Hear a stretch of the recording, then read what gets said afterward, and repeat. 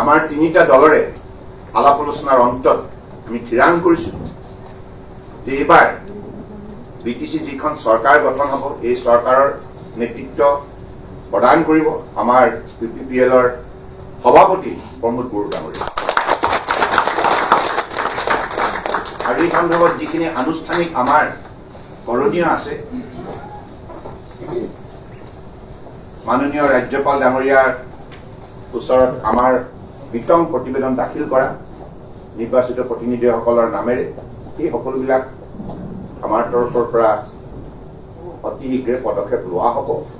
মই কেৱল এটি সকলো শ্ৰেণীৰ ৰাইজক আহ্বান জনাইছোঁ এই চৰকাৰখনে ৰাইজৰ স্বাৰ্থত কাম কৰিব, ৰাইজৰ মাজত সমন্বয় বাৰ্তা প্ৰদান কৰিব আৰু অঞ্চলটোৰ সকলো শ্ৰেণীৰ ৰাইজক মাননীয় প্ৰধানমন্ত্ৰী ডাঙৰীয়াৰ আদৰ্শৰে সবকা সাথ সবকা বিকাশ সবকা বিশ্বাস নীতিৰে আগন্তুক দিনত উজ্জীৱিত কৰি তুলিব।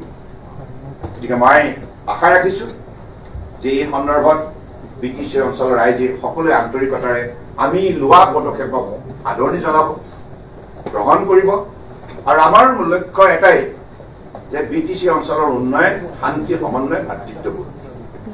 ধন্যবাদ। সাংবাদিক বন্ধুসকলক মই অনুৰোধ কৰিম যে বাহিৰত প্ৰমোদ বড়ো ডাঙৰীয়া, ৰঞ্জিত দাস ডাঙৰীয়া আৰু নৱ শৰণীয়া ডাঙৰীয়াই যৌথভাৱে আপোনালোকৰ লগত কথা পাতিব।